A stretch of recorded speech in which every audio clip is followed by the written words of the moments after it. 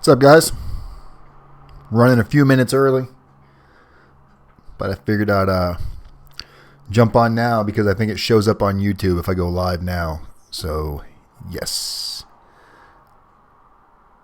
I hear a train? Yeah. Wow, it's crazy. Good microphone. I'm leaving the window open because it's a little bit warm. I was reading comments and somebody hates it the way I drink coffee. So if you're out there watching right now, that's for you. Hater. What's up, Kevin? Welcome. 2 minutes early. Just trying to give everybody a minute to hop in the room. Man, I did something to my back yesterday, and I've been walking around stiff. Haven't been able to go to the gym in a couple days, so I'm like hating life. Not literally hating life. Could be a lot worse. Could be in your guys' position right now. Been there, done that, don't want to go back. If you're out there watching, and you hate the way I drink my coffee.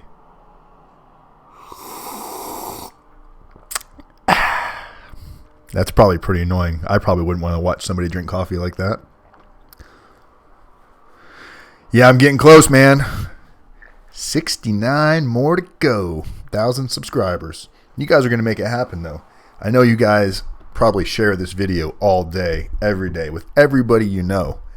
So feel free. Feel free to pay your friends, slide them a $5 bill to subscribe. It's all good. I don't know what we're going to do yet, but we're definitely going to do something fun for 1,000 subscribers. I'm going to try to be live when we hit 1,000 subscribers. Don't know if it's going to happen, but we'll try. What's up, Johnny? Johnny Alive. Is that like from Short Circuit? Johnny 5 Alive. A great movie. You guys see Short Circuit? I love Short Circuit. Have you guys seen the new movie? What was his name? Cappy? No.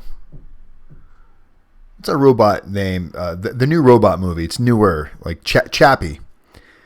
If you've watched Chappie, it's like a mixture of Short Circuit and RoboCop. They kind of combine the two together and you come up with Chappie. Chappie's a badass robot. I definitely want me a Chappie. 7 o'clock. We'll give it a couple more minutes. What's up, Chris?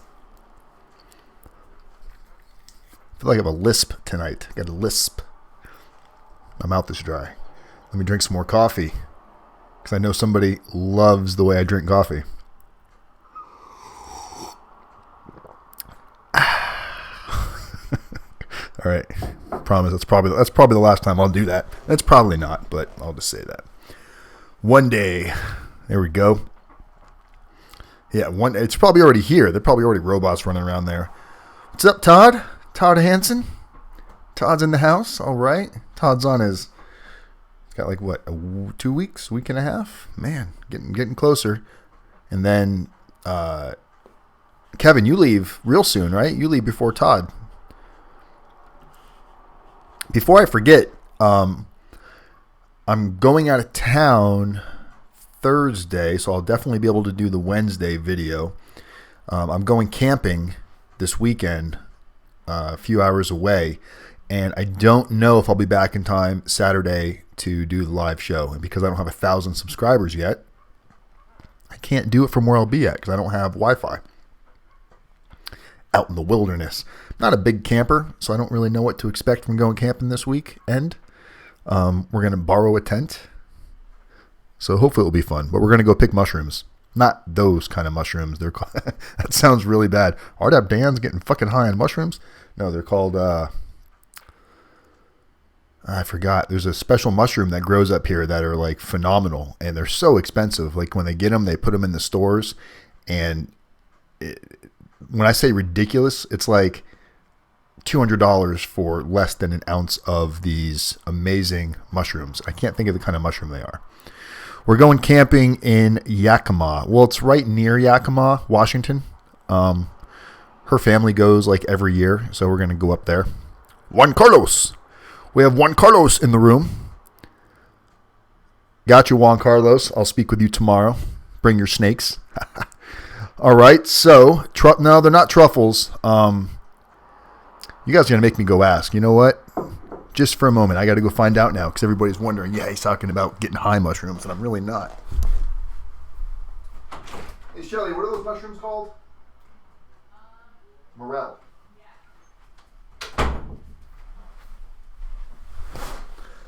Morel mushrooms. All right, I'm back.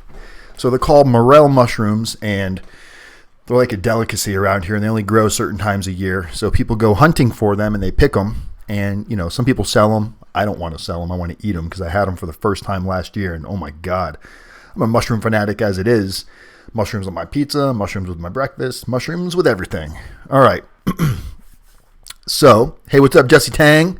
Jesse Tang, you are in trouble, my man. I didn't get a phone call, a text, an email, which means you're still sitting in the dark freaking out. So everybody give Jesse Tang a piece of their mind today. We got to get him to reach out and get some help. All right, before we kick it off, obviously you see the title, Federal Prison Don'ts, Top 10. So we're going to talk about some things you don't want to do when going into federal prison.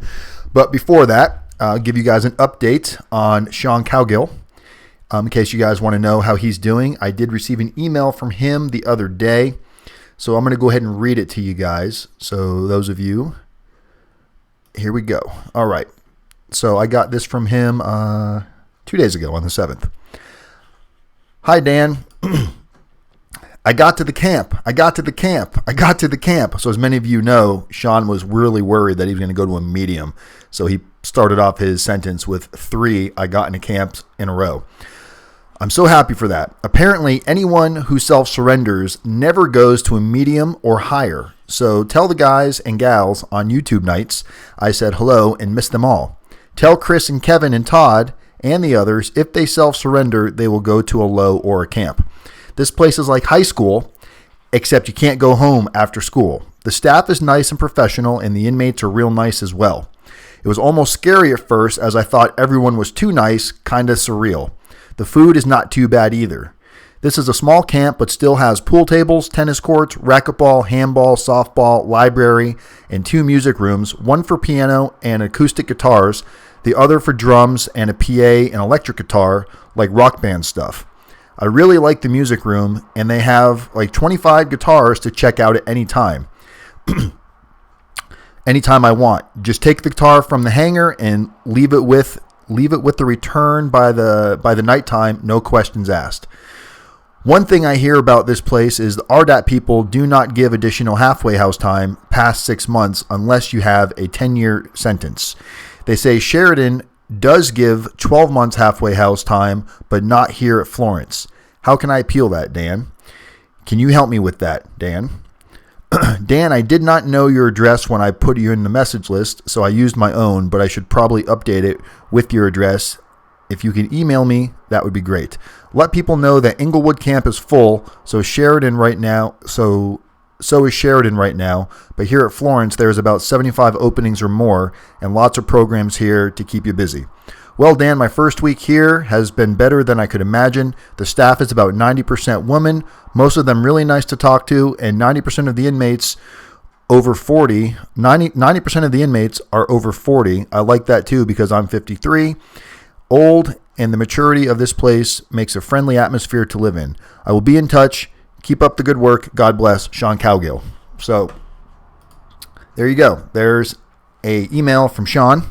That was, you know, as we know, Shaun was freaking out thought he was going to go to a medium. And honestly, that if that's true, I'm going to verify if that's true or not. If you are self-surrendering, Shaun has claimed that you will only go to a camp or a low if you're surrendering. You can't surrender to a medium or higher. I don't know if that's completely true or not. I've got some feelers out on that, so I will find out. And to answer, in case you guys are wondering about halfway house and things like that, look, I hear that all the time. A lot of prisons will say that they don't give any additional halfway house, 6 months max. And when they say 6 months max, that's because they know if you did RDAP, they have to be able to give 6 months. I've had prisons say that. I've had people say that. I've even had letters from where inmates tried to do their own little appeal process, going directly like through, it's called a BPA, where you go like through the warden or through staff there at the prison, and he gets shot down saying they only give 6 months. However, we've gotten that overturned several times by going through the CMCs, the case manager coordinators, which were not located at the prison. the protocol is not a set in stone protocol for getting additional halfway house time. So a lot of people, they're looking for like, well, what's the system to do it? The prison's not going to tell you. When you get to prison and they put you in for your halfway house time and you're not happy with it, you're not just going to say to them, well, how do I appeal and get more? They're going to say, well, good luck with that. And they're going to give you a letter, and it's your job to figure out where to send it. The tactic that we use is not a common tactic or common practice. We don't have any special ins or anything like that, but there is a different department to do it through that can override what already took place. So you guys just have to have a little bit of faith in the system and what we're doing, and not guaranteeing that everybody's going to get what they're trying to get, but I can tell you that almost everybody tells me what Shaun just said. I've got another client that's at Sheridan that's telling me that he was told by inmates and staff that they only give 6 months. So I know that is a concern for people. And I'm not here to promise you that I can get you anything more than the 6 months, but I am here to tell you that we have several occasions, more than not, at well, I haven't done anybody at Sheridan yet, so I can't speak specifically on Sheridan, but we have at a lot of other prisons, and I'll get a list of those that we have had success. Coleman Low, I've actually had somebody that was there while I was there that we did the same process for me, had nothing to do with the warden, and it went through just dandy. Just dandy. So, we're getting ready to kick this off in a minute, guys. I know you guys were waiting to find out what's the 10 things you don't want to do in federal prison, and even though it's in the description, you probably already read them, so maybe you guys already disappeared. But those of you that are going to be getting out of federal prison, or those of you that still got time left before you're going to go, like whether it be several weeks, several months, I encourage you guys to make a YouTube video, to post your experience, talk about it. I'll gladly promote it on my page, because when you get out, I assure you there's going to be so many people that have questions for you, and it's going to give you an immediate audience to cater back to. So if you have any interest in that, and you want some help, and you want me to help you with the video, and you want to post the video on your own channel and get me to promote it with you, let me know and we can discuss that, because I think it's an amazing opportunity for a lot of you to give back. Even though when I got out of prison, or prior to going to prison, I knew there was this gaping hole in between going to prison or getting ready to go to prison and going. There was like this giant uncertainty of what's next, of anxiety and sleepless nights. And, I was talking to Chris today about that. And if I had not posted that first video prior to going to prison, it never would have dawned on me to even do this. So this completely happened by accident. So I'm telling you guys, there is a formula to it. There's clearly, just like you guys, there's so many people that are going to be going into prison that are terrified. The best thing you could do right now is post your own video about where your mind frame is, what you're thinking about, what your concerns are. And when you get out, there's going to be such a following already. You're telling people at the end of your video, hey, when I get out of prison, and here's my release date before all the other good stuff that might happen for me. Here's my release date. So look for my upcoming videos, subscribe, because when I get out, you're going to get updates. And I'm telling you, people will subscribe. I wish that I had known that there was such a giant amount of people going through this. I would have been promoting my YouTube channel while I was in prison to make sure that you guys all had this information on a weekly update. So there's so much we can do to give back, guys, as community members, like-minded individuals, people that want to see each other prosper and grow and do good with our time, make positive decisions. We're going to see some sad stuff. We're going to see people that get out and go back. That's going to be the interesting thing. A lot of you guys are going to get out, and some of you are going to make a mistake in the halfway house and go back and violate. And it might just be a little 20-day, 30-day issue in the county, like my issue, but it's going to happen. It's just the nature of the beast. And the more preparing you do, the better your outcome potentially will come. With that said, let's go ahead and kick this off, because we're about 15 minutes into this overdue video. All right, so here's a list of 10 things that I thought about that I think you guys should be aware of. These are things you do not want to do when you get into the prison system, especially as most of us know, most of us have never really experienced like county jails or prisons. Juan Carlos, #1, don't drop the soap. Okay, well, obviously, yeah, you don't want to drop the soap unless, hey, different strokes for different folks. Dropping the soap may be a calling card for some people, but chances are you're not going to drop the soap. So number one, you don't want to complain about your sentence when you get there. I've seen guys that get to prison that have short sentences. And when I say short, 2 years, 3 years, 4 years, 5 years, 6 years, somewhere in that time frame is considered a pretty short sentence compared to what a lot of other guys have. So when you come in bitching and crying and moaning about your sentence, and I don't know if I can do this, you got to remember that you're not talking to a group of individuals that is going to sympathize with you. They're not going to have any, because most of them have done way more time than you, and they may have even done a couple of prison bids in their past. So when you get there, you want to keep that inside. Now, if you meet some people that you really connect with and you guys have some common interests and you feel like that, yeah, it's okay to go like talk about it. But don't lay in your bed all day and sulk and be a baby and crying to yourself and, staring at letters and pictures all day and getting all teary-eyed, because it's not going to do you any good. I'm not going to say don't, take some time, look at your letters and think of your loved ones, but don't make it a habit to become a crybaby or complain about the amount of time that you have, okay? That's number one. Now, 1 through 10, these aren't in any specific order. These are just 10 things that I randomly thought about, and I wrote them down as I thought about them, so you can decide which is more important or not. Number 2, do not be a big mouth know-it-all. Don't go in there thinking you have all this shit figured out and you're a know-it-all and you have all the answers, and every time somebody says something, you want to challenge them or correct them, even if you know them to be wrong. Let's say you're a real estate monster in the real world, and you get there and you hear some guy that knows nothing about the reality of real estate. He only knows what he's read in a couple of books, and he's thinking he's going to get out and be this real estate mogul where he's going to all of a sudden make millions of dollars in the real estate market. Meanwhile, he's never had a legit job a day in his life. He's, whatever, he was slinging drugs on the street. He's young, never really got his feet off the ground. And now he wants to go legit, but he still wants that illegit money. And he hasn't quite swallowed the reality that he's probably going to have to get out and get a bullshit job for several years until he learns a new trade.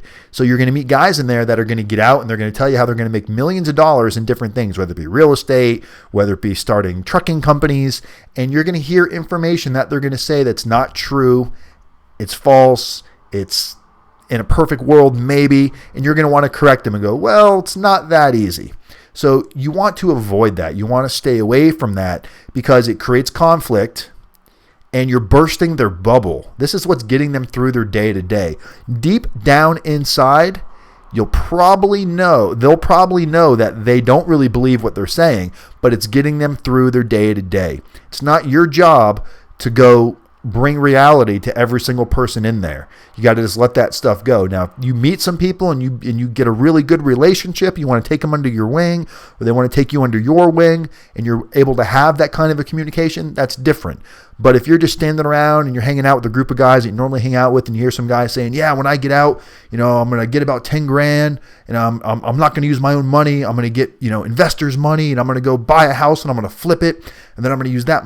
But meanwhile, they don't know what goes into it. They don't know anything about the fees, licensing, or anything. So you're going to want to school them on all of that, and all that's going to do is ruin their day, because now they're going to go, well, fuck, I'm just going to go back to selling drugs. So let them have that, okay? Let them have it. What's up, Will? Big Will in the house. All right, Will. Coffee get you motivated. What's up, Keith? Keith, Shelly was working on your letters for quite some time today, and I know she sent you some other things too to kind of get you going. All right, so that's number 2. Don't be a big mouth or a know-it-all. Number 3, don't show off, don't brag, don't gloat. What do I mean by that? Let's say you've got pictures of your Mercedes or your Bentley or your boat or your McMansion or your really large house or your swimming pool, your nice watches. You've got all these glorified pictures of wealth. Don't go into prison gloating these things. Don't, don't just, some people, they show off, but they try to make it seem like they're not showing off. They're like, oh, here, let me show you some pictures I got. And they show you a couple bullshit pictures, and all of a sudden they get to a picture of like a really nice car. And they're almost hoping you say something about, oh, nice car. Because what happens is it kind of creates the asshole persona. You think you're better than everybody, even if that's not what you think. But maybe you're used to being the big guy, the big shot, and now you're in prison. And you, for some reason, you're still got that mentality stuck in your head. And you want other people to know that you're not just a criminal, that you've got nice things, because that's going to give you some level up. It doesn't. It gives you a level down. People do not respect that, because everybody that goes into prison claims to be something that they may not have been. Millionaires, billionaires. They got. I met guys that were talking about the jets they had. Jets, not jets. And maybe they did, maybe they didn't, but they spoke about it. And I'm a firm believer of those who got don't really say too much about it. Those who don't got, they want to pretend, because it allows them to put on that persona, that mask. They get to become that person, and that person in their mind earns respect. But all it does is it gets other little wanters and needy people around you. So try to avoid gloating and bragging, even if you have all of these really nice things and it's completely legit. Now, again, you got to know your audience. If you're dealing with legit people that you've become friends with and you guys want to share these things in privacy, that's different. If someone's like, hey man, I heard that you were like, a big guy on the street and you were making money and this and that, what happened?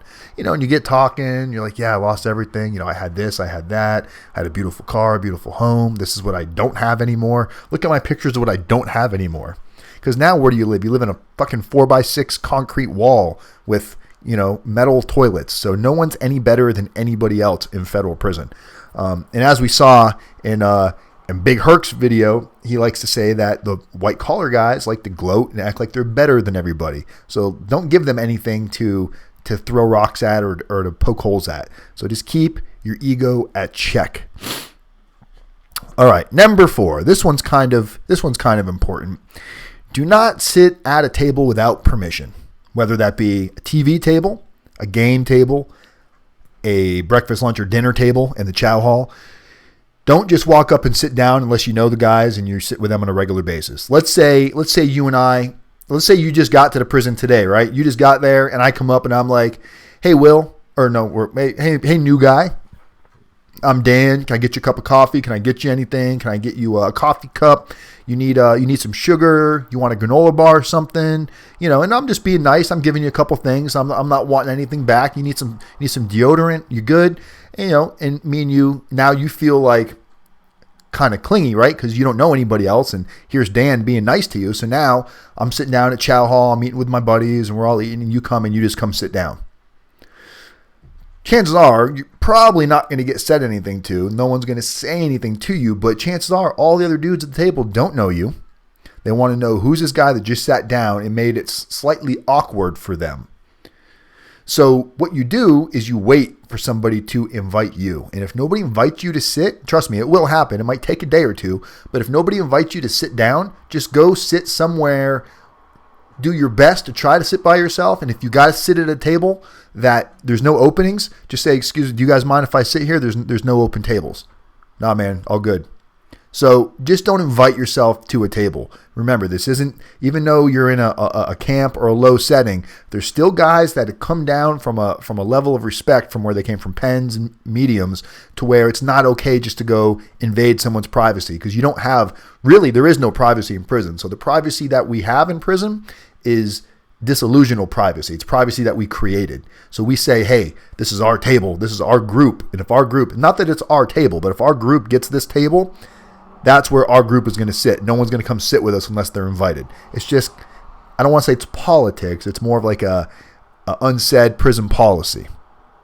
So if you don't want to get your wig split, no, it's not going to happen in the camp or low. You're not going to get anything bad happen to you for doing that, but you might put a bad taste in somebody's mouth to where it might make them not as willing to be friendly with you. So just take that for what it is. Just don't go jump out and sit at any table.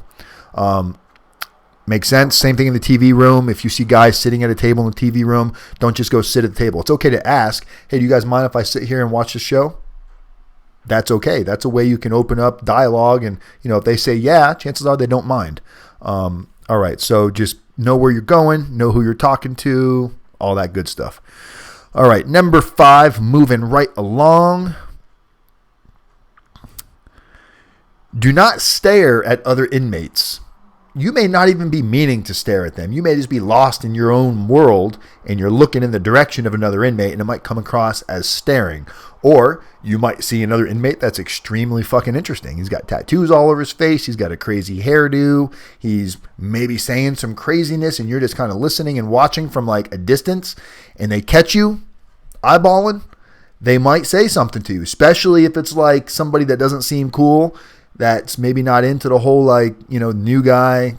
You just don't know. And I literally, one time I got so comfortable, I came walking through the yard or through the compound, getting ready to go to my unit, and there's a walkway that goes like this, and there's also a walkway that cuts straight through the middle in between 2 benches.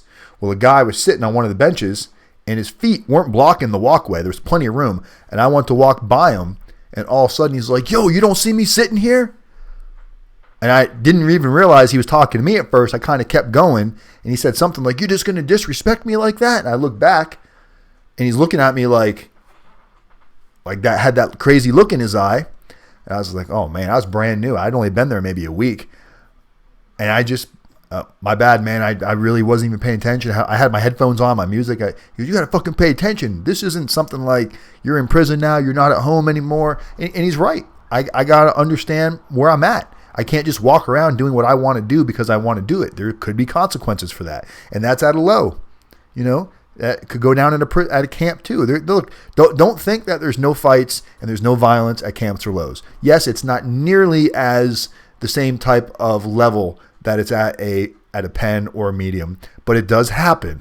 And it usually happens because egos get threatened and somebody doesn't want to back down. So just don't put yourself in that kind of a situation. So staring at somebody is a quick way to really, like, somebody could think you're trying them. They could think you're threatening them somehow, or, you don't know what they're thinking. They don't know what you're thinking, and they know they're in prison, and they know there's this level of respect that goes around. So just don't give yourself an opening to be staring somebody down. And then if they say something to you, now you're put on the spot to where it's like, you've got to explain yourself. "Oh, I was just daydreaming. I didn't mean this." Best thing you can do is just immediately apologize. Unless you're that type of guy that wants to go fight and lose his good time and get kicked out of a camp and go to a low, or get kicked out of a low and go to a medium. If you don't mind that type of consequence happening, then by all means, get up, put your shoes on, tell them you meet them in the bathroom, and go handle your business. If you're not willing to do that, you're going to have to fucking not do it or apologize for doing it. And you're not going to look weak because the type of people that you're trying to hang around with would have done the same thing. So don't worry about that either. Just do you, okay? All right. What number was that? That was number 5. All right, before we go on to number 6, halftime, make sure, if you haven't already, subscribed to my text. What's the word for that? To my before every video, you guys receive a text message letting you know the video is coming out. So if you're not getting those text messages, it's because you have not texted the word YouTube to phone number 35074. So do me a favor right now, take a second, pick up your cell phone, and send a text to phone number 35074. And just put the word YouTube, all one word, and it will add you to a subscription list. So when I send out the videos, you will automatically know that the videos are coming. Notifications. Thank you, Keith. I could not think of the word notifications. If you want to be added to my video notification list, all you have to do is text the word YouTube to phone number 35074. I said that like a boss, didn't I? That was pretty good. Pretty good, rdapdan. I don't know what's in this coffee, but might be some mushrooms or something. Shelly emailed you today. I'll call you before. Call me before. Hey, we're both going camping, Kevin. How crazy is that? I'm going camping. You're going camping. It's like we're all going camping this month. Except my camping trip's only going to last about 24 hours because I don't know. I don't know if I want to go hang out in. Look, I like the wilderness. I like doing things, but man, there's no showers out there. And from what I hear, people don't shower while they're out camping. And maybe there's a creek or something that I can, but I don't know. I'm just from Florida. I'm used to fresh water. I'm not used to living in the dirt. So we'll see how that works. But we're all going camping regardless. So happy camping, everybody. All right. Number 6. Do not become lazy in prison. This is your opportunity to redefine yourself from A to Z. This is the opportunity to redefine your health, to redefine your mental state of mind, to redefine what it is that you want to do when you get out and what are the steps that you have to take in order to get there. So do not become lazy. Exercise, program, take classes, get out there and help other people, talk about what it is that you're trying to do. It's just that. Just don't get lazy. Because I've seen so many dudes in prison that don't do shit. They go watch TV all day long. They live in the TV room. If you are a hermit crab right now, if you're a hermit and you spend a lot of time inside because maybe you don't like engaging with other people, maybe you like to be alone, maybe you think, oh, humans suck, I don't want to be around people. Don't use that excuse. That excuse doesn't work anymore. People don't suck. Some people do, some people don't. So don't just judge everybody. Because you don't suck, right? So if you don't suck, there must be at least one other person on this fucking planet that doesn't suck along with you. And chances are you're going to find them in prison. So if you're going to be a client of mine, whether it be a paid client or just an updating client, and you tell me you're laying around not doing anything, because I'm going to ask you what you're doing with your day. So don't lie to me. Tell me the truth. Oh, man, I'm getting stuck. I'm doing a lot of drawing and I watch TV all day. Don't be a couch potato in prison, because you're not going to learn nothing. You're not going to take advantage of this experience. Get out there and be somebody. Go to prison to be somebody. All right. Campgrounds have public showers. Not this campground, Kevin. This campground is like legit. This is like campground 2.0. No showers. You got to cook your own food. We're going to go mushrooming. That's the whole point. They go after these, what do they say they're called? Morel mushrooms. Morel mushrooms. I'm not sure how you spell it, but I had a morel mushroom for my first time last year. And oh my God, it was by far the best mushroom I've ever had in my life. And not a hydroponic, get you high mushroom. Just saying. Just saying. No federal prisons have public showers. Alex, we're not talking. Alex just jumped into conversation late. Alex, I'm going camping this weekend, and I made a joke. That's great. We should have let Alex roll with that for a minute. I'm going camping this weekend is what I was telling everybody, because I don't know if I'm going to be back in time to do the Saturday show.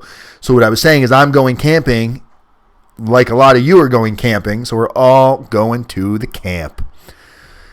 RDAPdan, who set up the text service for you?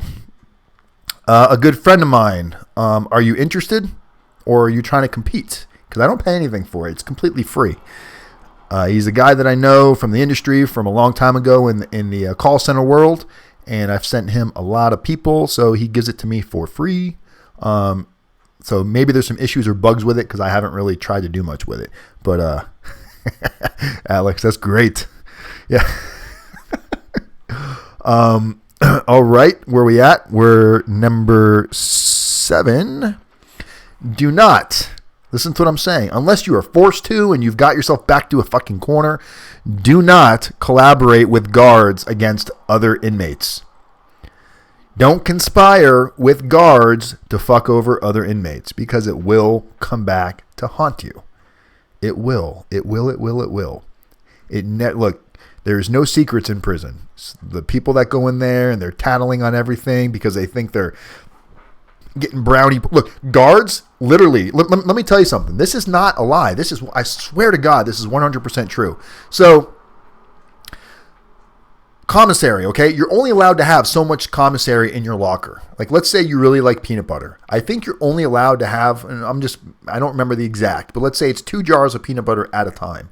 However, some guys run commissary stores where they have tons of commissary in their locker because they sell it for a premium, usually 1.5 to 2 times the amount for the actual commissary item. So if you need something and commissary's out, or your shopping's not till next week, you go to the store guy and you get it. So what happens is when they do shakedowns and they hit a store guy And they're like, holy shit, this guy's got like 40 jars of peanut butter, 40 bags. They know it's a store, and they confiscate everything. They take all of his commissary unless he can prove that he bought it all himself and he's going to eat it. He's got to be able to prove. Now, you can't buy 40 jars of peanut butter. So usually commissary guys have multiple guys shopping for him, and they're in on it somehow. So when the COs confiscate all of this commissary, what do you think they do with it? They pay the snitches. That's what they do.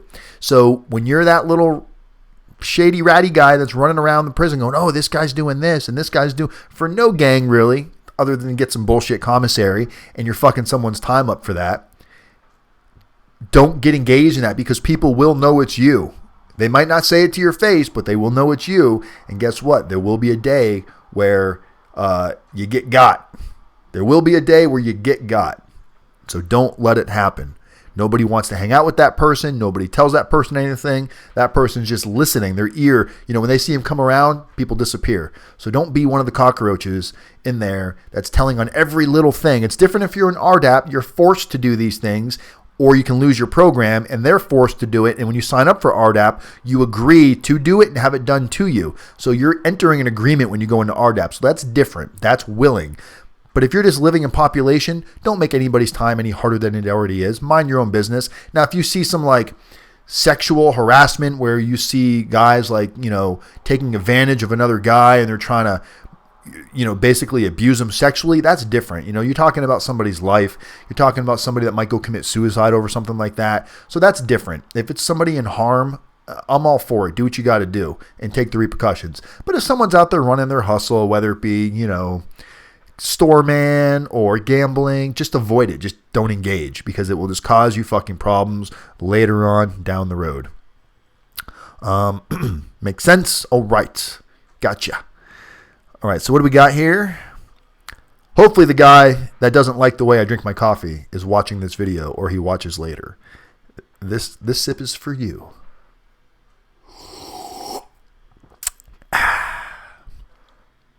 It's pretty annoying, right? Somebody commented on my videos that they hate the way I drink coffee. Could you not find one good thing to say? That's all you could find bad, is the way I drink my coffee really bothers you that bad? Well, guess what? When I find something that bothers people, oh man, it's like a new toy. Shiny new toy. What's going on, Kim? Todd says you're having a bad day. It's a bad day. I'm alone and I've had enough. Oh man, Kim, what is rolling on with you? Kim, I apologize for not texting back right away. You always catch me at like the worst times where I'm in the middle of something and and a lot of you text me and sometimes I don't text back right away. I forget, but I'll usually text back like the next day, check on to see how you're doing. But Kim, you got to let us know what's going on. Why you having such a bad day? And it seems like Todd's all over that one right now. So we'll let Todd keep it up.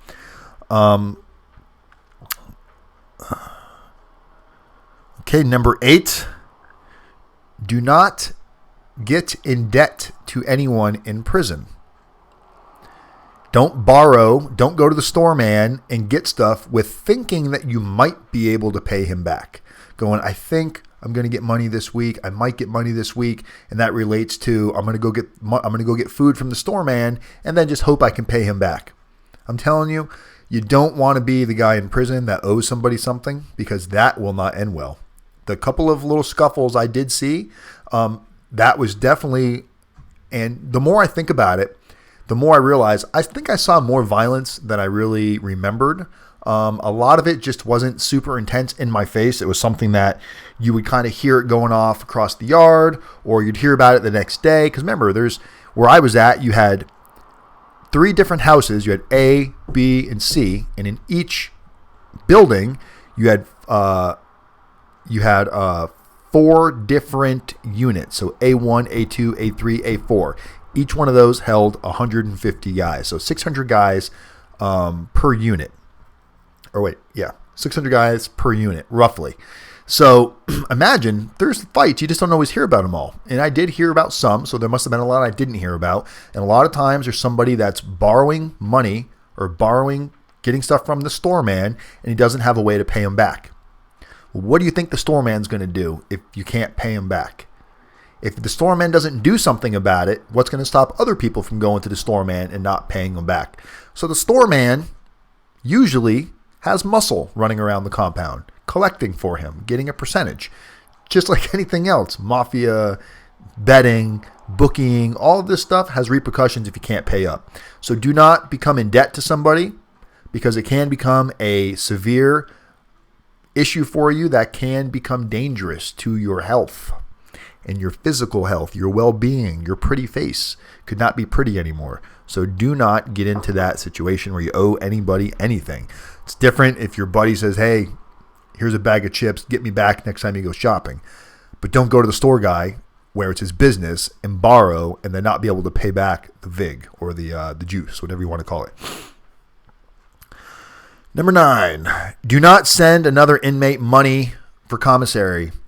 Maybe you're trying to start your own store, or maybe you owe somebody money. Maybe you borrow and you don't want to pay him back out of your commissary because you need to go your full shopping list, and you know you can only spend a certain amount of money, and maybe you owe him 30 or 40 bucks. Maybe you bought a pair of shoes off of him, and you're like, shit, I don't want to pay that guy back through my commissary because then I won't be able to buy anything. So I'm just going to have my wife or my mom or my girlfriend or my husband, I'm just going to have them send money right to his commissary so it doesn't affect my commissary. If the BOP finds out that your family is sending another inmate money, you're going to get in big trouble. And at the very least, you're going to lose your commissary for probably 30 to 90 days. You'll probably lose your phone for 30 to 90 days. You'll probably lose visits for 30 to 90 days. And you may even go to the SHU for 30 to 90 days. The SHU is like the special housing unit, solitary confinement. These are the repercussions for putting money on somebody else's books or letting somebody else use your phone. And those consequences are usually for anything that you do wrong that you get caught in prison. Gambling, things like that. Running stores. They take it serious and they hit you where it hurts the most. They know having good commissary is what makes the day go. Being able to have email and phone calls and visitations are what keeps you sane. They take that away from you. You are really in prison now. If you thought you were in prison and you're fucking up with that, you're really going to be in prison after the fact. So focus on those consequences, guys, because it is no fun. 0. I saw a question on there about Coleman. What did I miss there? Alex. Coleman high security. I was at Coleman low.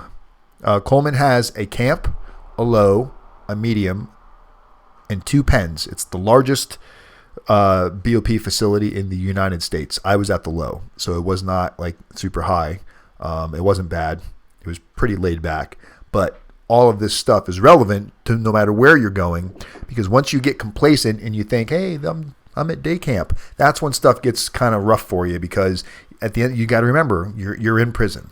No matter how fun and relaxing it might seem at times, you're still in prison, and at any moment something crazy could happen. So you want to make sure that you're controlling the outcome of what could possibly happen for you. And if I missed any important questions, guys, feel free to repost. Did anyone here graduate in RDAP aside from me? I don't think that we have anybody else in here, Alex, except me. I mean, I graduated from RDAP.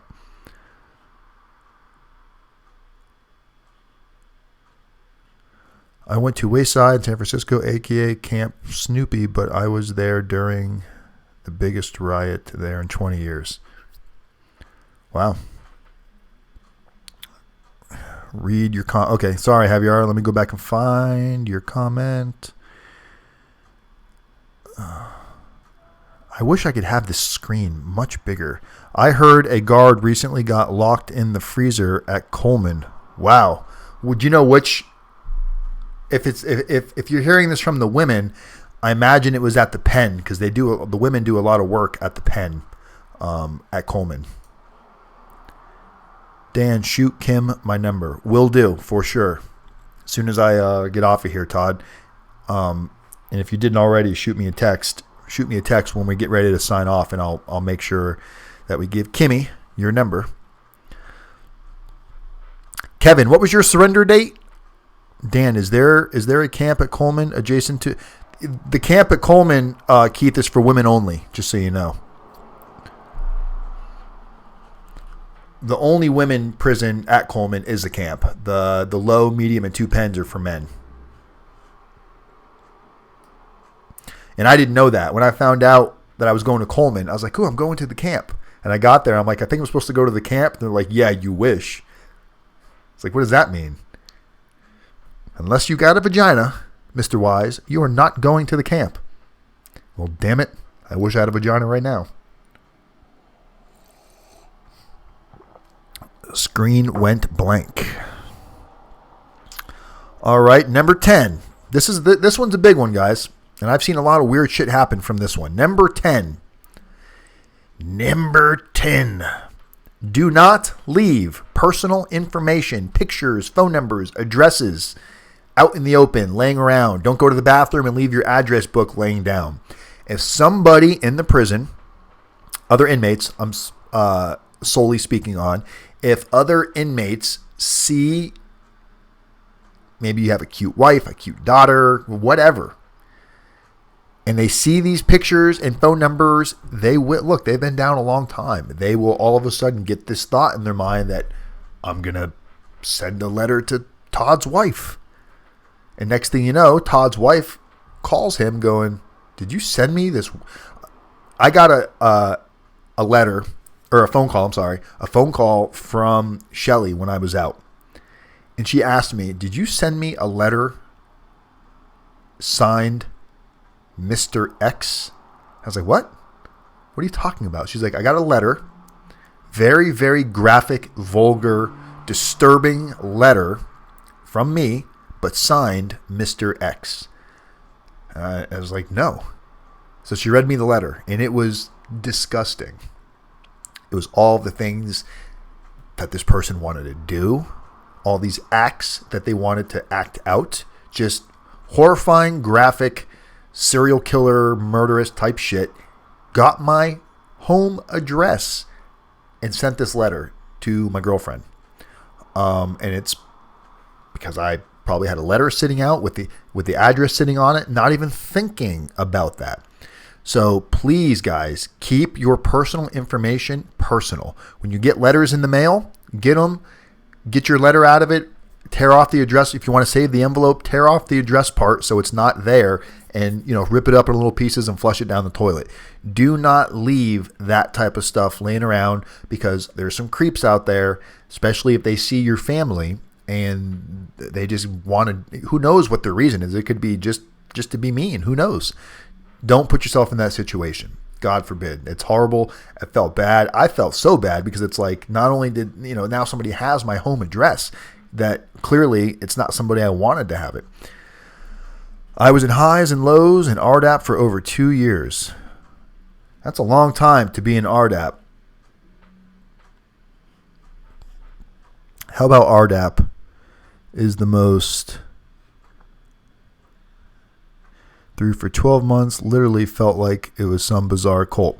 I mean, RDAP can... Look, the reason why RDAP feels culty is because of the other inmates and what they start doing out of fear and freaking out because they can't control their emotions and just go through a day-to-day. Personally, RDAP for me, it was like that in a lot of ways, but what I chose to remember from it was the good things that I took from it, like internally, what I learned about myself, how I've kind of redefined my thinking, and I try to be much more of an open book, and I try not to put off this persona of somebody that has it all together and has it all figured out and is living this grandiose life. Life is good now, finally. Things are finally getting to where I want them to be, but it's been a long struggle. And without RDAP, I do not think I would have the type of thinking I have now, because it really did take a lot of effort and a lot of beating over my head to bring this to my forefront. So RDAP is what it is, and you have to choose to take what you take from it. You can't control the crazy people that are going to be in there, and not all RDAPs are the same. I heard RDAP as Sheridan is about as easy as it gets. And I've been getting that vibe now from a lot of other people. I know a few of you are going to be going to Sheridan, and looking to take RDAP. And that's a good look. It's good and bad. It's good that it's super easy to get through because you know you're going to get through it, get the year off. At the same time, thank you for answering Alex's question. Did I answer Alex's question? I'm not sure that I even saw it. Unless you're talking about RDAP. Here's the good thing about going to, easy RDAP is you're going to get through and get the year off. The bad part, I'm not going to say bad, the potentially negative side of that is if they make it too easy, you may not learn what it is you need to learn about yourself, and the opportunity you have in RDAP is to really learn about yourself more than anybody else. It's not about your family because you can't be good for your family. You can't be good for anybody else if you can't be good for yourself. Once you're good for yourself, all the byproducts of that affect everybody else in a good way. RDAP, depending on the location, is harder or easy. Coleman Low, I can tell you hands down, and not just saying it because I'm there or was there, Coleman Low has one of the most intense RDAPs anywhere in the nation. Hands down, is probably one of the roughest ran RDAPs out there. Very, very much about pull-ups, not fake pull-ups. I mean, they watch you do everything, and people get kicked out for things that you might think are nonsense.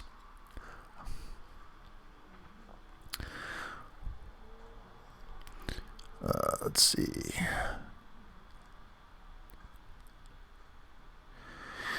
And not lying, RDAP is deep psychological program that makes you self-reflect about your thought patterns. Very, very true. That is exactly what's up. Hands down, Jessup has 8% graduation rate. Yeah, that's rough. 8%. I know I started off with 20-something guys in my class, and I think eight graduated at the same time as me. Not everybody. That doesn't mean all of the other ones didn't graduate. That just means some of them either quit, some of them got kicked out, and some of them got recycled to a group behind us. So some of them still graduated just at a later date. And that happened to a lot of guys. I feel like my wife is never going to get her halfway house date. Those people at Coleman are slow and shitty. Stopped thinking about halfway house already, just being honest.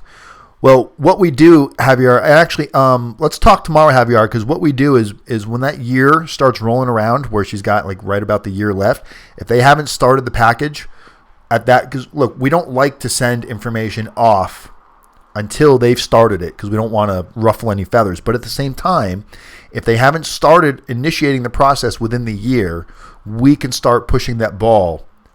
And not really, because at that point, we can't be concerned with how they're going to react. We gave them the amount of time that they're supposed to have to start the process.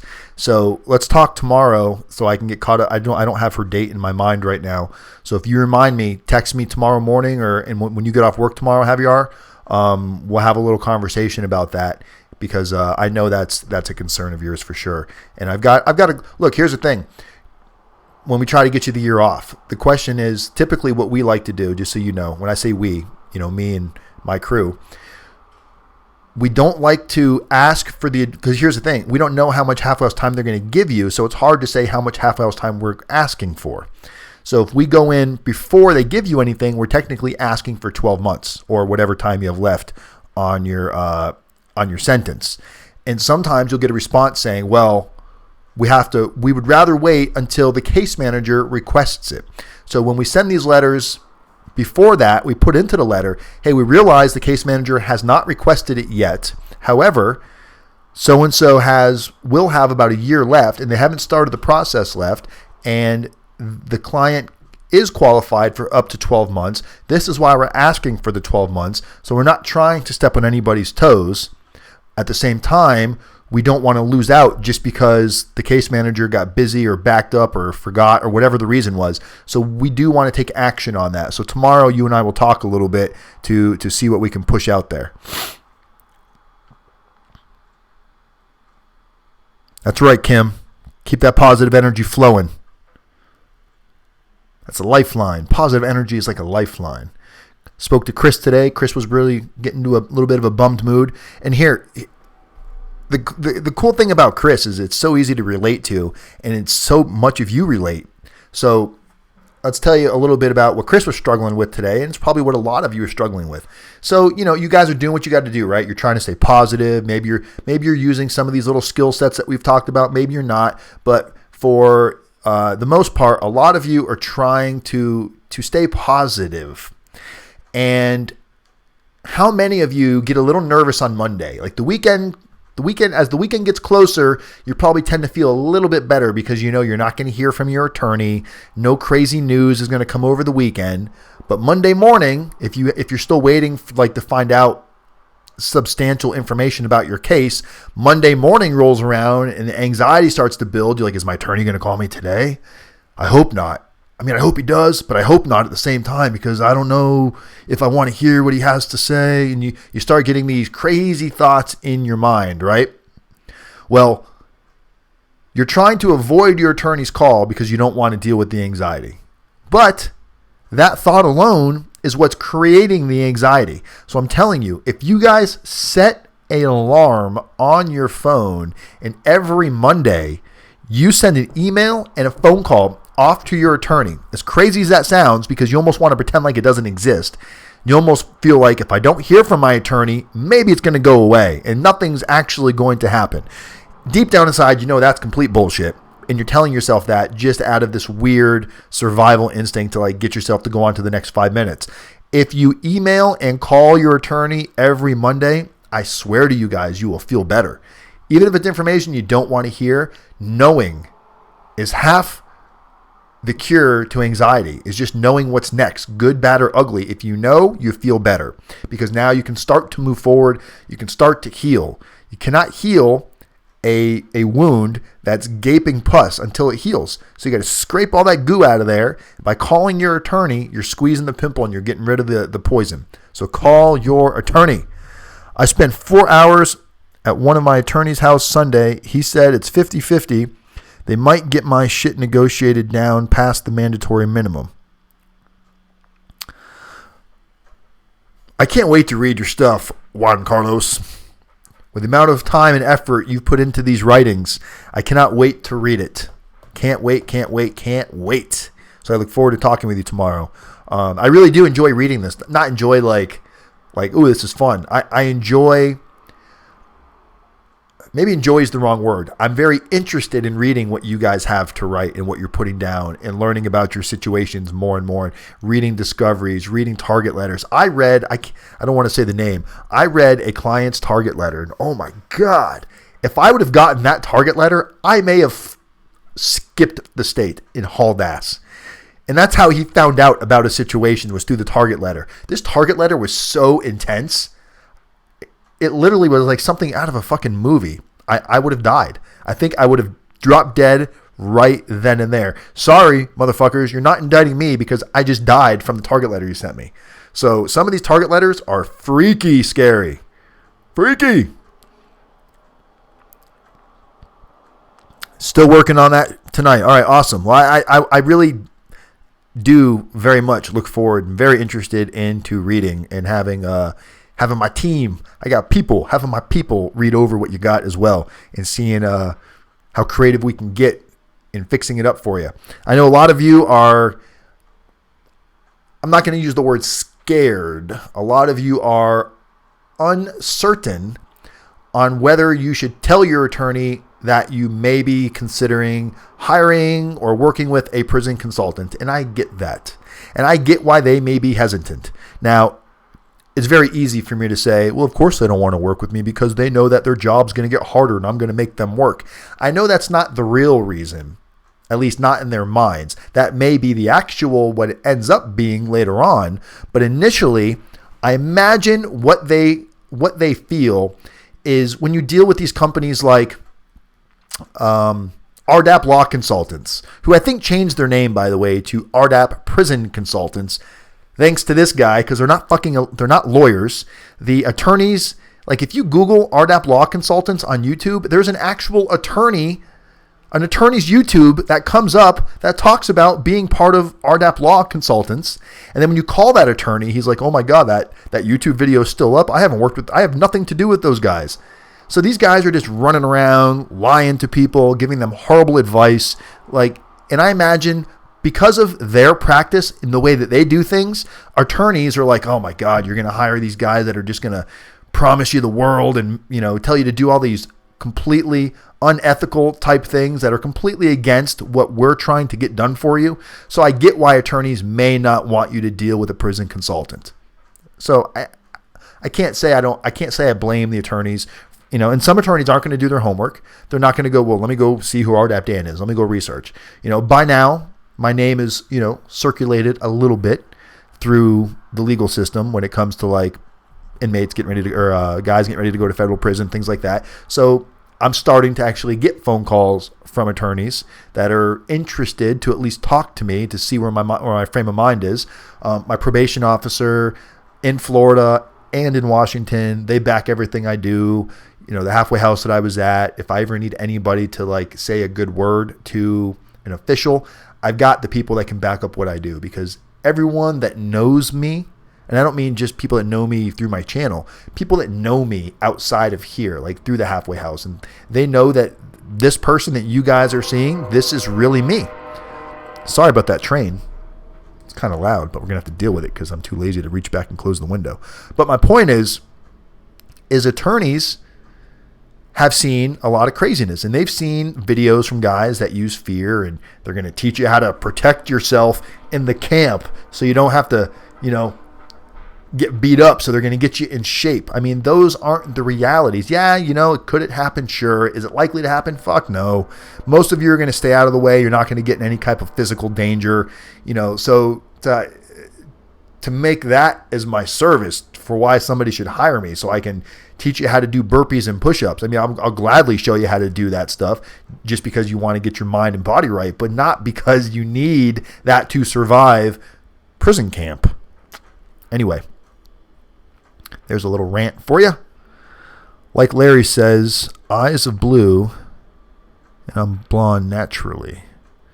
Who's Larry?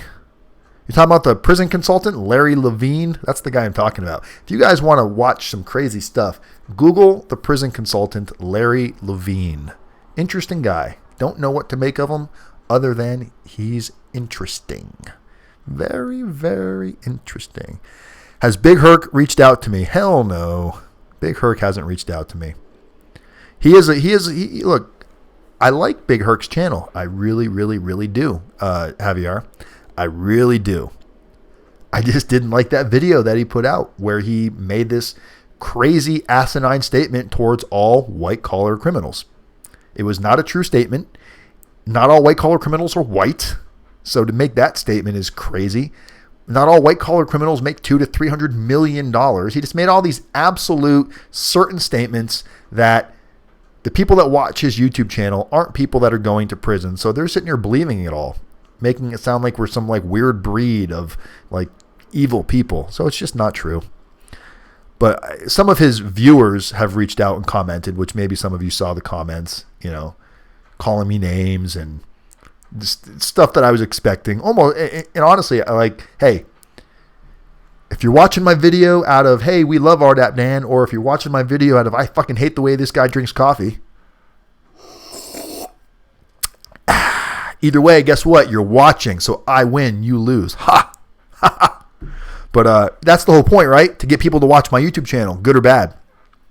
I'm definitely an asshole tonight. I apologize for being the asshole tonight. RDAP, Danny, I just emailed you. Did you just call me RDAP? RDAP, Danny. Now that's an insult. RDAP, Danny. Alex emailed me.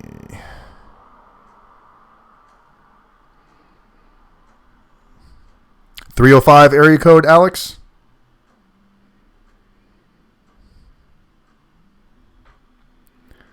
Because I do see. I see a text message from a 30. Oh, did you email me or text me?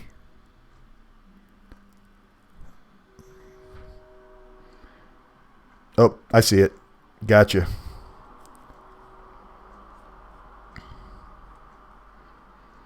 Hey, I'm Alex, a.k.a. the know-it-all. I'll read the rest later.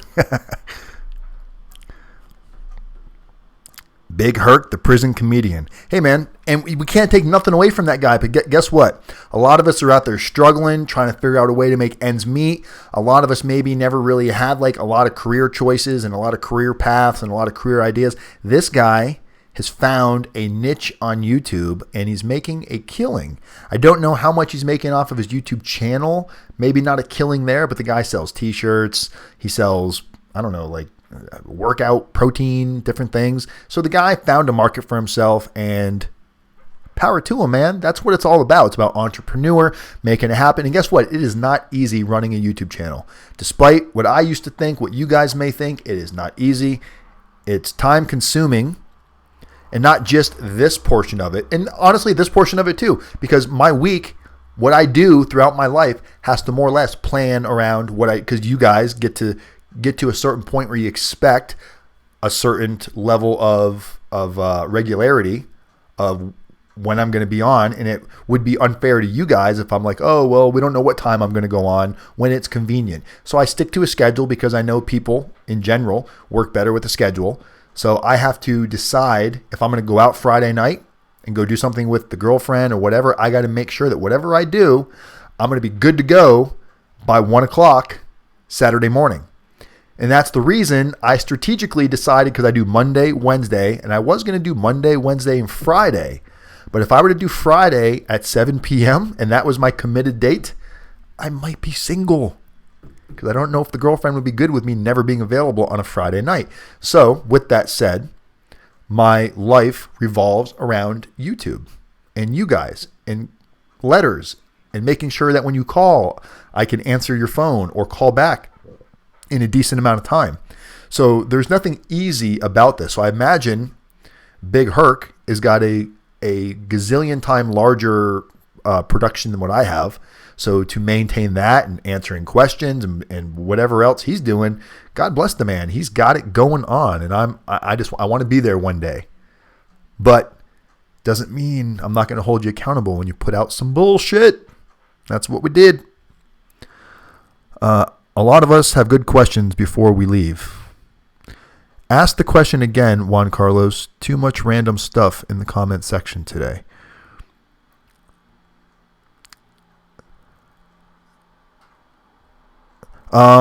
Ask me the question again, Juan Carlos, because I don't see it. Unless let me scroll back up here. Juan. Where's he at? What are some things people got kicked out of RDAP for? Okay.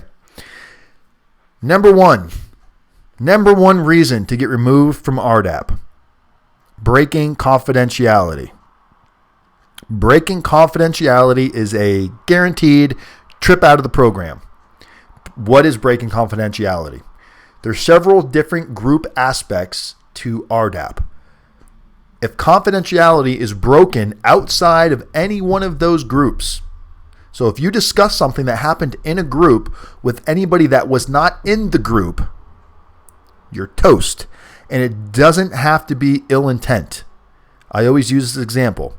You could be in the chow hall, in line, with a friend of yours that's not in RDAP, just somebody that you talk to friendly, and you might say something like, man, I can't believe how Dan is handling his daughter passing away. Poor guy lost his daughter last week, and he's still functioning. I don't know if I could do it. And if I shared that in a group, and somebody else said it in a perfectly non-harmful intent as that, and that got back to RDAP, I would be removed for having that conversation. Gone from the program. Gone. Fighting is a number one way out.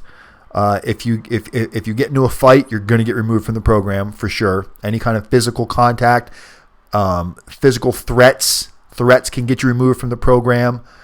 Other things that will get you removed from the program is if you keep getting in trouble over and over again for the same thing and they don't see that you're progressing.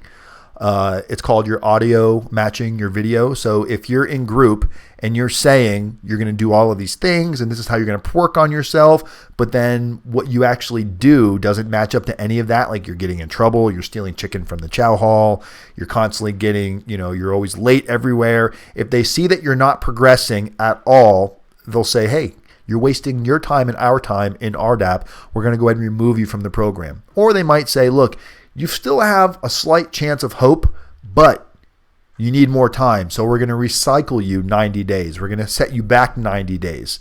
So it's like getting set back a whole group.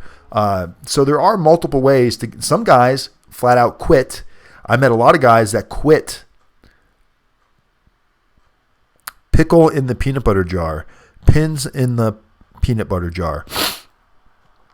You're not going to get removed from the program for putting pickles in your peanut butter jar. And I was, like I said, I was at a pretty strict RDAP, and that's something that I did. And only one time did anything ever happen to me for it. And the only thing that happened to me was they took it. So what he's talking about is when you buy your pickles, and I think this is what you're talking about, Juan Carlos. When you buy your pickle, it's one big giant pickle, and it comes in a bag full of pickle juice. It's not a Ziploc bag or a resealable bag. Once you cut it open, it's open. So unless you plan on eating that entire pickle, and it's a pickle about that big and about that big around, I would cut it up into either slices or like a relish, and I would put it into an empty peanut butter jar, and I would use it with like my tuna sandwiches, things like that. And I would use another peanut butter jar. I would dump my coffee into the peanut butter jar and use it as a coffee jar. So you're not supposed to use prison commissary items for items that they weren't intended for. However, most COs don't care as long as you're organized and you don't have like a shitstorm going on in your locker. Not to say when they come through and do their shakedown, that's a risk you're always taking. You're like, I might get my pickles taken or I might get my coffee taken. You just have to be willing to pay that consequence. And for me, it was worth it because 13 months, it happened one time. Question, rdapdan.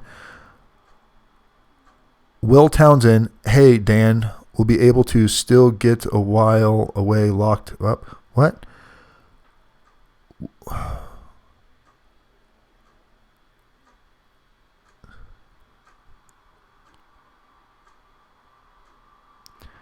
Oh, Will's asking about, let me, question by Will Townsend. Hey, Dan, will we be able to still get you while away locked up? Can you tell me something about state with library and gym? How can we know what programs are there?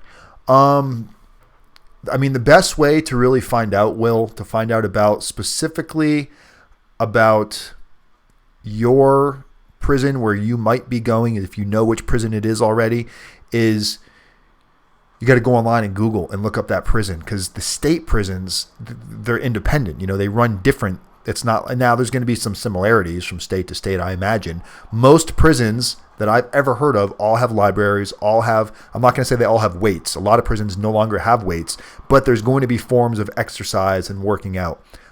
So your question, I think the main concern is, are you going to have those type of things? And I can almost guarantee the library is a hands down. There's going to be a place to study, read, take classes, school, things like that. As far as how their gym, exercise equipment, what they have, what they don't have, is it the same caliber as the feds? I don't know. Feds spend a lot of money. Feds have really nice facilities, really nice equipment. So I've never been to a state facility. So I don't 100% know. But do you know what prison you're going to yet, Will? I know you don't know the details yet. You're still waiting to get sentenced. But if you get sentenced, do you know which prison you're going to go to? What jobs did I have in prison? I had one. Did I have one? I had one job the whole time I was there. And I only got a job because in RDAP, they want you to have a job. They want you to work. That's the only reason I got a job. It wasn't because I was too lazy to get a job. For me, it wasn't a necessity to get a job because my day was comprised with a billion other positive, going to classes, things like that. So when I finally got a job, I wanted a job that required as little requirement as possible because my days were already so busy, and you don't make really any money in a prison job. So unless you need the $15 to maybe $100 a month that you might potentially be able to make, Jobs was not a big thing on my list, but once RDAP came around and I was required to get a job, I ended up getting a job of a friend of mine that was leaving, and his job was compound, weekend, and holiday. So weekend and holiday compound sweeper. So I used to walk around every Saturday and Sunday morning. I'd go to breakfast first. I'd go to breakfast at about 6. And then when I come out of breakfast, I'd grab my little dustpan with a handle and my little broom, and I'd walk around the compound for an hour, hour and a half, sometimes less, depends on how busy it was. And I'd sweep up whatever was there, which was usually nothing, a lot of sun off the sidewalk, sweeping the sun into the dustpan.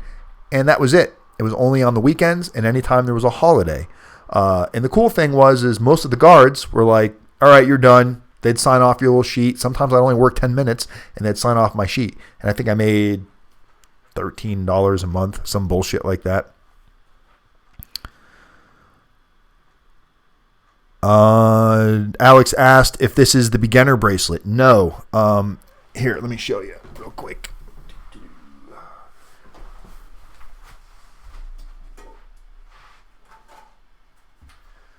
So, not all RDAPs, but some RDAPs use a bracelet system. Different colors represent different levels, different phases. Now, I don't know why. You would think if they're going to use this, all RDAPs would be the same colors, but they're not. I've met guys that have completely different colors, and some guys have the same colors, but they mean different things. So, let's start here. The yellow band is considered, it actually even says it right on it. I don't know if you guys can see it or not, but it says RDAP weight.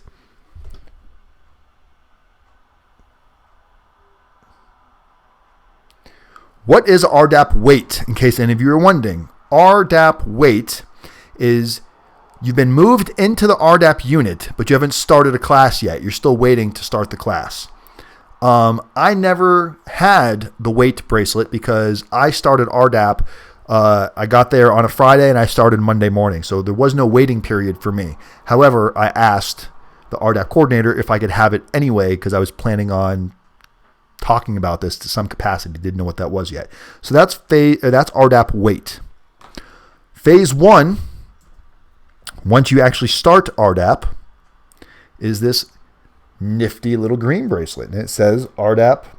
Let's see what it says on there.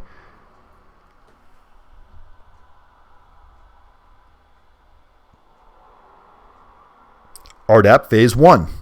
So you will wear this bracelet for about 60 to 90 days.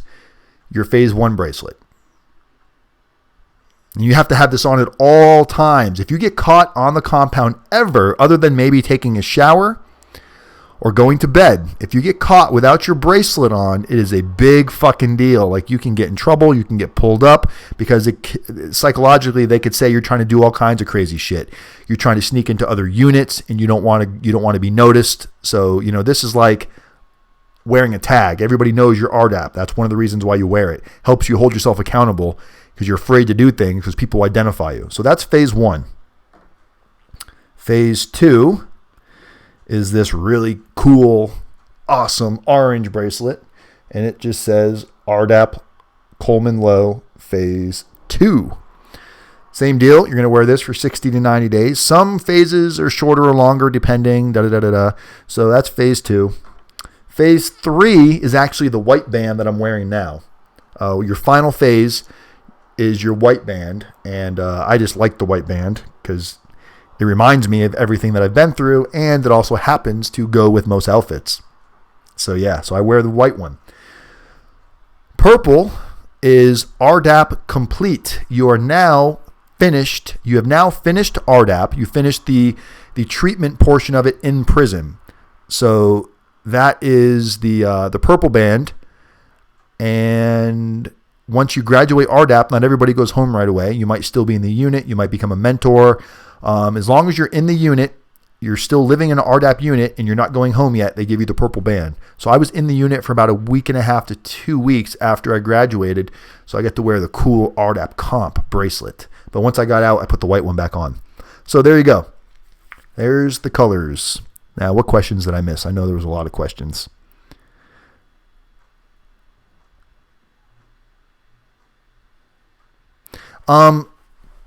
Sometimes they're waiting for like another group to start one, and they just usually you're right at the program can run anywhere from like 9 to 10 months. So sometimes, like I was in I felt like phase 2. We were almost in phase 2 for 4 months. Phase 1, or was it phase 1? One of the phases we were in for extra long time. Like they would try to say my whole group wasn't progressing fast enough, but really what it was is they didn't want to. If they would have phased us out, there would have been no phase 1 because there wasn't another RDAP class starting. So they wanted to wait till another RDAP class was starting before they put you into phase 2. So they're trying to time it with when classes are starting and ending. So it has a lot to do with their own movement, but then they make up these crazy ideology thoughts of why they're doing it. What was that, Carlos? Or I'm sorry, Alex? What are you asking? If you get held back? If you get held back. Well, if you get held back, you can be in one phase for 6 months. If you get held back, you can get all the way to the end of a phase, and then you get teamed. Teamed is where they tell you you're not doing good enough, and they recycle you 90 days or 60 days back, and you got to redo that whole other class all over again. You got to redo all the books, and that's like God, that would have, and for me that would have been extra bad. Because yes, I still would have been an RDAP, but it would have changed my release date. Because remember, the minute I finished RDAP, I was eligible to leave once I got the additional halfway house time approved. So if I would have messed up and got recycled, I would have stayed in prison for an additional 60 to 90 days. So RDAP can be real important when you have those short sentences. Some guys, they've still got 6, 7, 8, 9, 10, 11, 12, a year and a half left after they finish RDAP. So if they get recycled, it's no big deal. But the shorter your sentence is, the more important it is to finish RDAP in a timely manner, as in the first time around.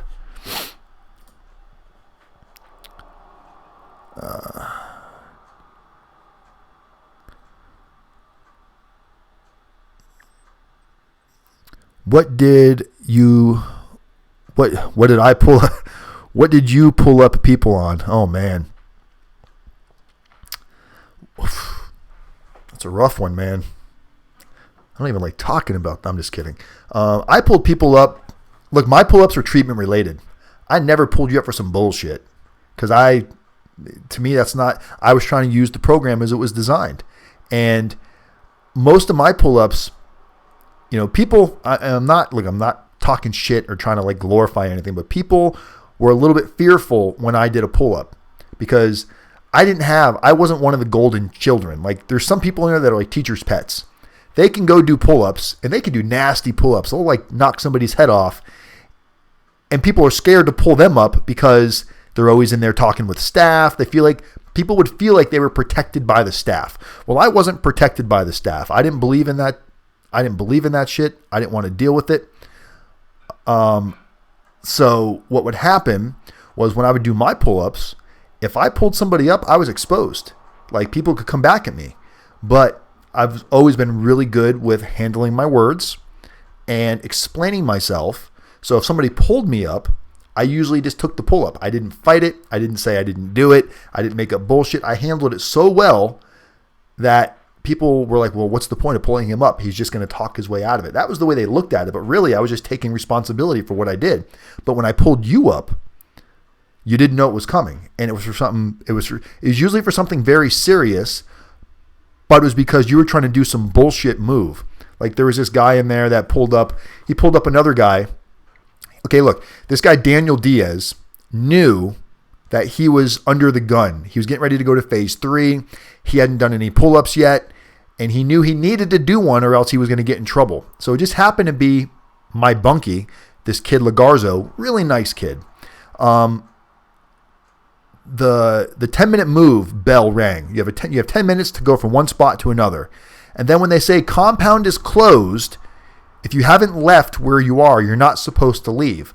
Everybody usually, there's about a 30-second, 60-second grace period that nobody really holds anybody to.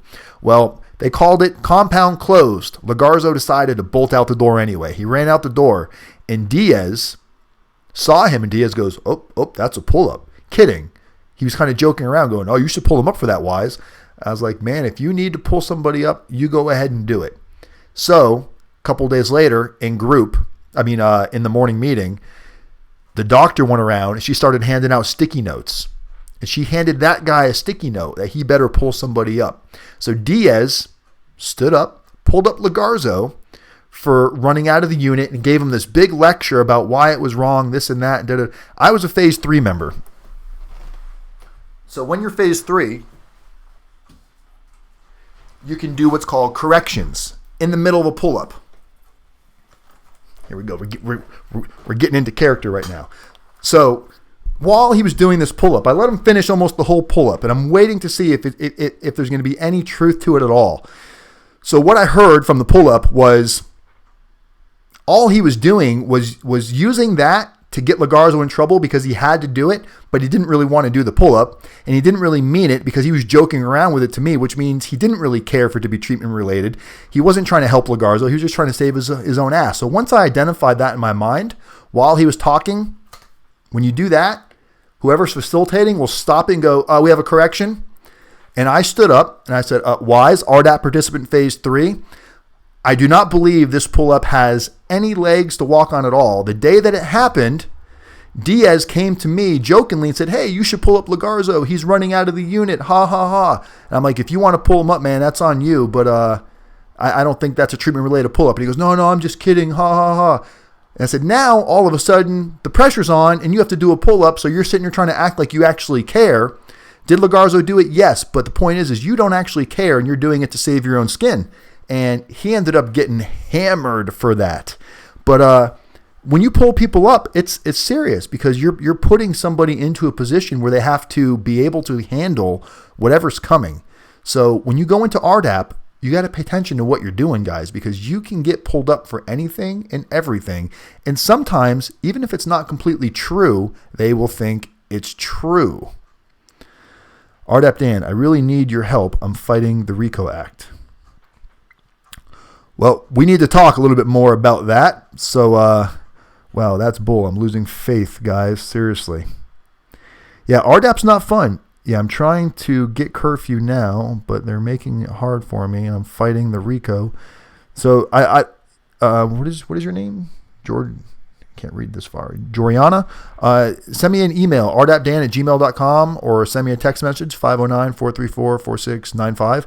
But RDAP is no walk in the park. Some RDAPs are easier than others, yes. All right, Javier, good night, my man. Good night. And we're about an hour and a half into this thing, so we probably should be wrapping it up. Was there any big questions that I missed, guys? I know tonight we got, like we always get a little off beaten path here, but I know we talked about some serious things. Is there any questions that I missed that somebody really wants to know?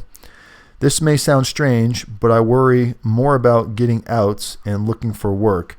What advice Yeah, Will, a lot of us, look, I'll tell you, the advice I can give you for that is you cannot worry about something that's so far away. I can promise you this. Here's the only thing you need to know. There is work. You may have hurdles. You may have obstacles. You may not necessarily get the first job that you want. But if you're willing to put in the effort, the time, the resources, the resume, getting in front of people, you will get hired. I've talked to you a million times. Look, dude, you have resources at your fingertips.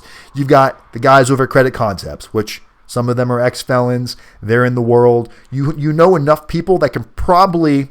We all know that it's all who you know, not necessarily what you know. And it sounds like to me that you probably know enough influential people that can put you into a position where you can get your foot in the door, and then the rest is going to be on you.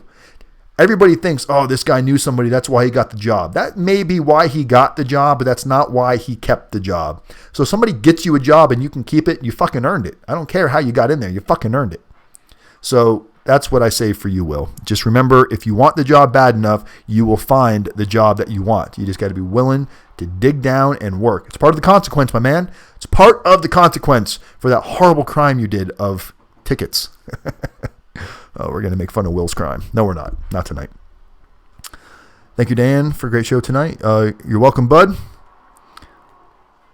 Kimberly, try to keep the spirits up. I know you're having a bad day, a couple of bad days here and there, but remember, we choose to feel a certain way. And if you're allowing yourself to have a bad day, you're choosing to have a bad day. So you got to fight. You're like a damn salmon swimming upstream. You got to fight until you get up that stream. And I'm out of coffee. Almost. This is the last sip. So for you, Mr. Coffee drinking hater guy who hates the way I sound when I drink my coffee, because he's out there. He comments on my videos. I hate the way he drinks his coffee. This one's for you. And the coffee's gone. If you haven't already subscribed to my channel and you want to hear me slurp more coffee, please subscribe now. If you have not already, text the word YouTube to phone number 35074. Text the word YouTube to 35074, and that will put you onto my list of notifications to let you know when the new videos are coming out. So without you guys, I'd be talking to myself, which would probably still be just as entertaining, but it's definitely more entertaining with you guys here. Until Wednesday, you guys have an amazing night. We're almost to 1,000 subscribers. We're going to throw an amazing rdapdan block party when that happens. For those of you, if anybody's leaving before the next video and you're going to prison, please shoot me an email or a text so I can talk with you a little bit and make sure that everybody knows how to reach out to you. But again, I appreciate everything you guys have done. I appreciate the coming in and out of the channels and staying focused in the comments. Share it. Community's method. People helping people. I'm rdapdan. Love every single one of you. Until Wednesday, peace.